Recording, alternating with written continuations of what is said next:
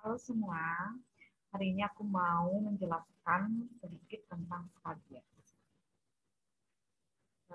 Sebentar aku masuk ke screen dulu ya.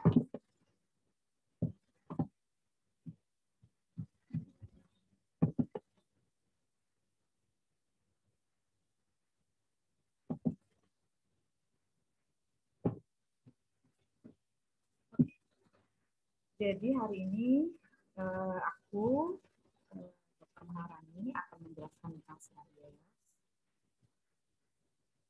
Jadi ada outline-nya yang akan aku bahas, itu ada definisi, epidemiologi, etiologi, patofisiologi, diagnosis, diagnosis banding, komplikasi, dan tata laksana. Untuk definisi, jadi skabies itu merupakan penyakit kulit di mana disebabkan oleh infeksi dan sensititasi terhadap tunggal Sarcoptes scabiei varietas hominis yang biasanya di orang-orang tuh bilangnya kudis, kalau di luar negeri the itch, kemudian gudik, gudukan, dan gatal agogo. Itu biasanya orang-orang bilang tentang skabies ini. Untuk epidemiologinya, skabies lebih sering di negara berkembang, di daerah iklim tropis dan subtropis seperti Afrika, Amerika Selatan, dan juga Indonesia. Di Indonesia, skabies merupakan kasus yang paling sering di puskesmas. Dan di tahun 2008, prevalensinya 5,6 sampai 12,9%. Dan kejadian yang lebih banyak terjadi di asrama, panti asuhan, pondok pesantren, dan pengungsian. Karena kan saling berdekatan, tidur juga berdekatan, jadi penularannya semakin cepat di daerah di tempat-tempat seperti asrama, panti asuhan seperti itu. Untuk etiologinya, itu ada Sarcoptes scabiei varietas hominis, parasit yang termasuk kelas Arachnida, subkelas Actarina, ordo Astigmata, dan famili Sarcopidae.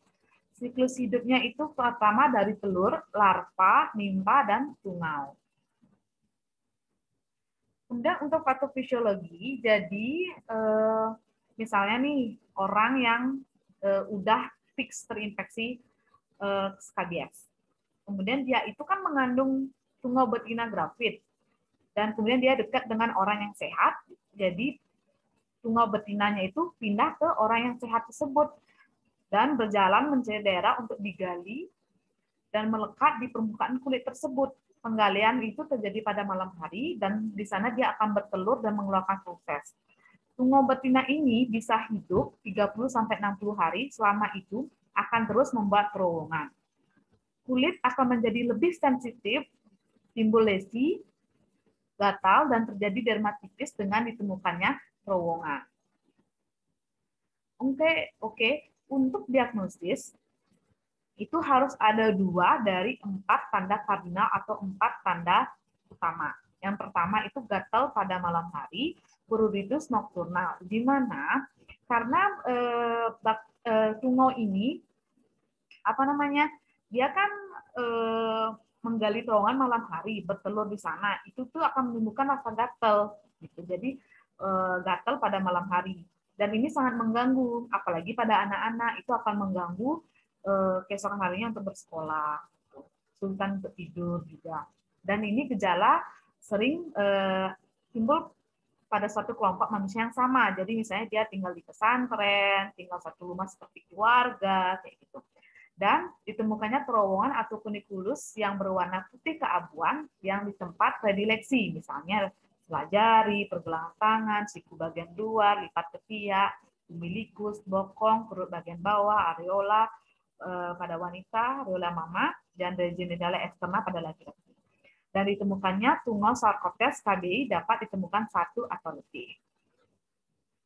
Dan untuk lanjutannya, anamnesis kan udah tadi ada gatal malam hari, didapatkan penderita yang sama, dan saat fisik ditemukannya lesi seperti dermatitis, papul, vesikel, urtika, kemudian ada lesi sekunder kalau misalnya digaruk, erosi, ekskoriasi, dan luka, dan ditemukan terowongan karena kunikulus berwarna putih keabu-abuan.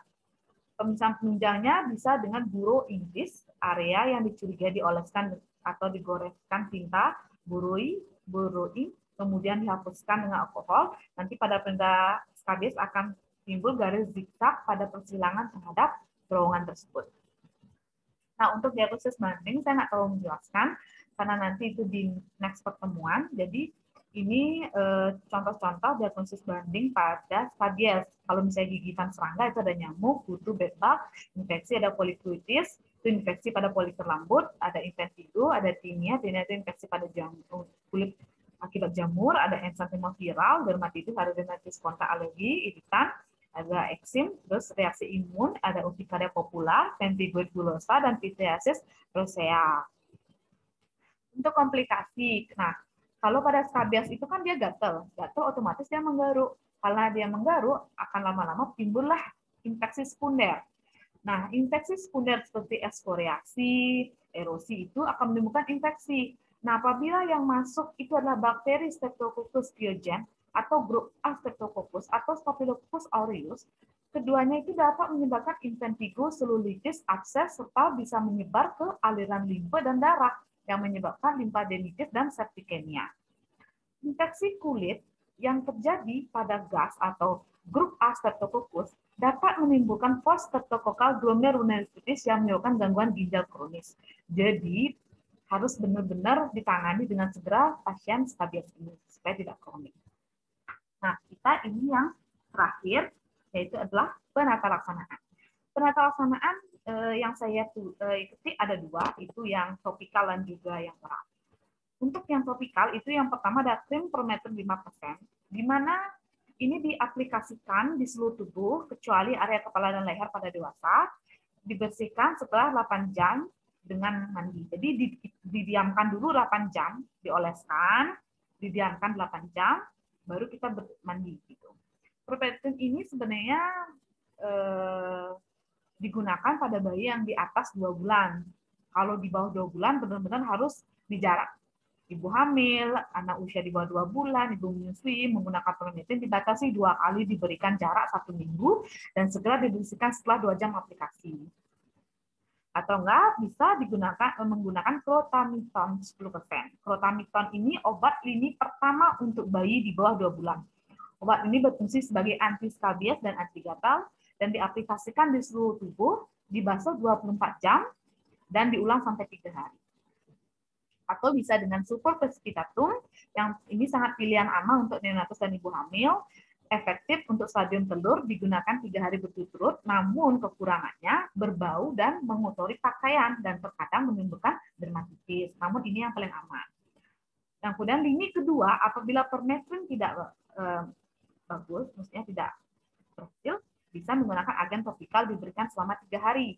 Yaitu emulsi benzoal 25%. Jadi agen topikal ini diberikan selama 3 hari, perlu dilarutkan bersama air untuk bayi dan anak-anak. Pemakaian di seluruh tubuh dan dibasuh setelah 24 jam. Jadi ini lini kedua. Kalau misalnya permethrin, Gamexan atau lindan 1%, jadi efektif untuk stadium semuanya. Namun dilarang digunakan pada bayi prematur, penderita dengan kejang, tidak terkontrol, anak-anak dan bayi ada lanjut usia, individu dengan berat kurang dari 50 kg, karena risiko neurotoksisitas, dan juga nggak boleh pada pasien-pasien yang dermatitis dan psoriasis. Dan ini yang terakhir itu adalah ivermectin. Jadi ini lini ketiga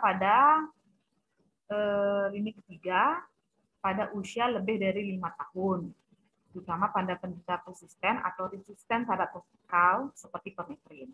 Namun, misalnya ada kasus nih, skabies berkusta. Dianjurkan terapi kombinasi ivermectin dengan permethrin dengan dosis 200 mikrogram per kilogram dengan pengulangan 7-8 hari setelah dosis pertama. Dilarang penggunaan pada anak dengan berat badan di bawah 15 kg, ibu hamil, dan menyusui. Oke, sekian penjelasan tentang skabies. Semoga berguna dan bermanfaat. Nanti kita ketemu di next pertemuan tentang kasus-kasus yang lainnya yang saya temukan di puskesmas. Karena ini kasus sering banget di puskesmas, jadi ada baiknya kita bahas. Siapa tahu nanti keluar di UKM-PPD kalian. Jadi biar kalian bisa tahu, jawab. Biasanya kalau UKM-PPD yang paling sering itu kan terapi. Jadi ingat aja kalau misalnya terapi, usia di atas 2 bulan, gitu, di atas 2 bulan, dewasa, mending permethrin. Kalau di bawah di bawah 2 bulan, ibu hamil, supurtosifikatum.